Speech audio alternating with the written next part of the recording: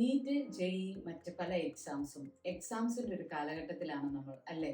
സ്റ്റുഡൻസും പേരൻസും ഒക്കെ എക്സാം ചൂടിലാണ്. അപ്പോൾ എനിക്ക് കഴിഞ്ഞ കുറച്ച് നാളുകളായിട്ട് മനസ്സിലായ കുറച്ച് കാര്യങ്ങൾ നിങ്ങളുമായിട്ട് ഷെയർ ചെയ്യാനാണ് ഇന്ന് ഞാൻ വന്നിരിക്കുന്നത്.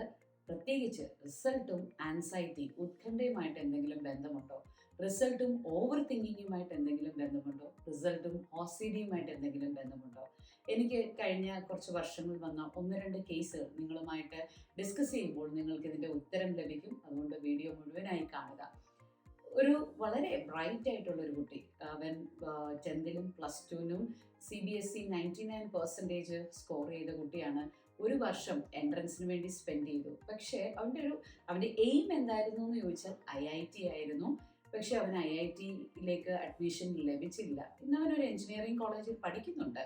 പക്ഷേ അവൻ്റെ ലക്ഷ്യം സാധിക്കാത്തതിൻ്റെ നിരാശയിലാണ്. ഈ അടുത്തിടയ്ക്ക് അവൻ്റെ ചില സൈക്കോളജിക്കൽ അസസ്മെൻറ്റ്സും സൈക്കാട്രിക് അസസ്മെൻറ്റ്സും ഒക്കെ നടത്തിയപ്പോഴാണ് വ്യക്തമായ കാരണം മനസ്സിലായത്. ഇത്രയും ബ്രൈറ്റ് ആയിട്ട് നല്ല കോച്ചിങ് എടുത്തിട്ട് പെർഫോമൻസ് ഒക്കെ ഉണ്ടായിട്ടും എന്തുകൊണ്ട് അവന് കിട്ടിയില്ല എന്നുള്ള ഒരു സത്യം. അതെന്തായിരുന്നു എന്ന് ചോദിച്ചാൽ അവൻ്റെ OCD ആയിരുന്നു, ഒബ്സസീവ് കമ്പൽസീവ് നേച്ചർ. 8ാം ക്ലാസ് തൊട്ട് തന്നെ ഈ ഒരു കുട്ടിക്ക് അവന് ഒബ്സസീവ് ആയിട്ടുള്ള തോട്ടുകൾ ഉണ്ടായിരുന്നു. എന്ന് പറഞ്ഞാൽ ആവർത്തിച്ച് വരുന്ന ചിന്തകൾ പലതും അവന് മനസ്സിലായാലും വീണ്ടും വായിക്കണം എന്നുള്ള തോന്നൽ. അതുപോലെ തന്നെ പലതും അവന് സാറ്റിസ്ഫൈഡ് ആയിട്ട് എഴുതിയാലും വീണ്ടും എഴുതണമെന്നുള്ള തോന്നൽ. റീഡിങ് ആൻഡ് റൈറ്റിംഗ് അവൻ്റെ പാർട്ടായിരുന്നു. അപ്പോൾ എക്സാമിൻ്റെ സമയത്ത് സംഭവിച്ചത് എന്താണെന്ന് ചോദിച്ചു കഴിഞ്ഞാൽ പല ക്വസ്റ്റ്യൻസും അവന് മനസ്സിലായാലും വീണ്ടും അവൻ്റെ ഈ ഒബ്സഷൻ കാരണം, ആവർത്തിച്ച് വരുന്ന ചിന്ത കാരണം, ആ ചിന്തയെ സാറ്റിസ്ഫൈ ചെയ്യിക്കാനായിട്ട് അവൻ വീണ്ടും ആവർത്തിച്ച് ക്വസ്റ്റ്യൻസ് വായിച്ച് സമയം കളഞ്ഞു. അവൻ പറഞ്ഞത് ഏതാണ്ട് മിക്കവാറും ഒരു ക്വസ്റ്റ്യന് 15 സെക്കൻഡ് തൊട്ട് 1 മിനിറ്റ് വരെ ഞാൻ അധികമായിട്ട് വേസ്റ്റ് ചെയ്തു എന്നാണ് എനിക്കിപ്പോൾ മനസ്സിലാകുന്നത്. അപ്പോൾ ഒന്ന് ആലോചിച്ച് നോക്ക്, JEE പോലുള്ള ഒരു കോമ്പറ്റേറ്റീവ് എക്സാംസിന് അറിയാമായിട്ടും ഉത്തരങ്ങൾ നന്നായിട്ട് എഴുതാൻ പറ്റിയിട്ടും ആവർത്തിച്ച് വരുന്ന ചിന്തകൾ കാരണം വീണ്ടും റിപ്പീറ്റഡ് ആയിട്ട് ഓരോ ക്വസ്റ്റ്യനും 15 സെക്കൻഡ് തൊട്ട് 1 മിനിറ്റ് വരെ നഷ്ടപ്പെടുത്തുമ്പോൾ അത് മെറിറ്റ് സീറ്റിലേക്കുള്ള അല്ലെങ്കിൽ അവിടേക്കുള്ള അഡ്മിഷൻ അത് വലിയൊരു വിലങ്ങുതടിയായി തന്നെ നിന്നു. സോ ഇതാണ് ഒബ്സസീവ് കമ്പൽസീവ് ഡിസോർഡർ അല്ലെങ്കിൽ OCDയും റിസൾട്ടും തമ്മിൽ ബന്ധപ്പെട്ടിരിക്കുന്നു എന്ന് പറയുന്നത്. ഇതുപോലെ തന്നെയാണ് ആൻസൈറ്റിയുടെ കാര്യം. വേറൊരു അമ്മ എന്നോട് പറഞ്ഞത് എങ്ങനെയാണ്, അവൾക്ക് നീറ്റ് മെറിറ്റ് ലിസ്റ്റിൽ കിട്ടിയില്ല എന്ന് പറയുന്നത് എനിക്ക് ഒരിക്കലും ചിന്തിക്കാനായിട്ട് സാധിക്കത്തില്ല, അത് അങ്ങോട്ട് അംഗീകരിക്കാൻ സാധിക്കുന്നില്ല. അപ്പം ഞാൻ ആ കുട്ടിയോട് അസസ്മെൻറ്റ് സെഷനിൽ ചെന്നപ്പോൾ ചോദിച്ചപ്പോൾ അവൾ ഇങ്ങനെയാണ് പറഞ്ഞത്, ഞാൻ ബ്രൈറ്റ് ആയിരുന്നു, ഞാൻ നല്ല പെർഫോമൻസ് ആയിരുന്നു, പ്രാക്ടീസ് ചെയ്യുമ്പോഴും എനിക്ക് പ്രശ്നങ്ങളൊന്നുമില്ലായിരുന്നു. പക്ഷേ എക്സാമിൻ്റെ അന്ന് ഞാൻ ഒരു 2-3 ക്വസ്റ്റ്യൻസ് എനിക്ക് അറിയത്തില്ല എന്ന് മനസ്സിലായതുടനെ ഞാൻ ആൻഷ്യസ് ആയി മാറി. ആ ആൻസൈറ്റി എന്നെ വല്ലാതെ ബുദ്ധിമുട്ടിക്കുകയും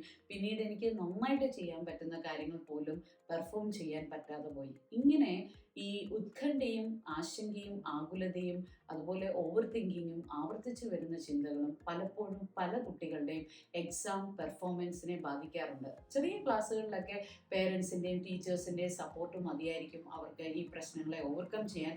പക്ഷേ അഡോളസെൻ്റ് ആകുമ്പോഴത്തേക്ക് അവർക്ക് പേരൻസും ടീച്ചേഴ്സും സപ്പോർട്ട് കൊടുത്താൽ പോലും അവർക്ക് ഈ ഉത്കണ്ഠയെ ആകുലതയെ ഓവർകം ചെയ്യാൻ പറ്റില്ല. പലപ്പോഴും വളരെ നല്ല രീതിയിൽ പഠിക്കുന്ന കുട്ടികളായിരിക്കും, പക്ഷേ ഇവർ IQയിൽ വളരെ മുന്നിലാണെങ്കിലും ഇവർക്ക് വൈകാരിക ബുദ്ധി EQയിൽ കുറച്ച് പിന്നിലാകുന്നത് കൊണ്ട് തന്നെ ഇവർക്ക് പലപ്പോഴും ഇത് പെർഫോമൻസിനെ ബാധിക്കും. അപ്പോൾ എനിക്ക് നിങ്ങളോട് പറയാനായിട്ടുള്ളത്, ആരെങ്കിലും അങ്ങനെ ആൻഷ്യസ് ആയിട്ട് ഓവർ തിങ്കിങ് ഉണ്ട്, OCD ഉണ്ട്, ഇതൊക്കെ ഇന്ന് കോമൺ ആണ് കേട്ടോ. നിങ്ങളുടെ പെർഫോമൻസിനെ, അത് എക്സാമിലുള്ള പെർഫോമൻസിനെ മാത്രമല്ല മറ്റേത് പെർഫോമൻസിനെയും ബാധിക്കുന്നുണ്ടെങ്കിൽ ശരിക്കും അത് നിങ്ങൾ ട്രീറ്റ് ചെയ്യേണ്ടതാണ്. അത് കംപ്ലീറ്റ് ആയിട്ട് മാറ്റിയെടുക്കാൻ സാധിക്കും.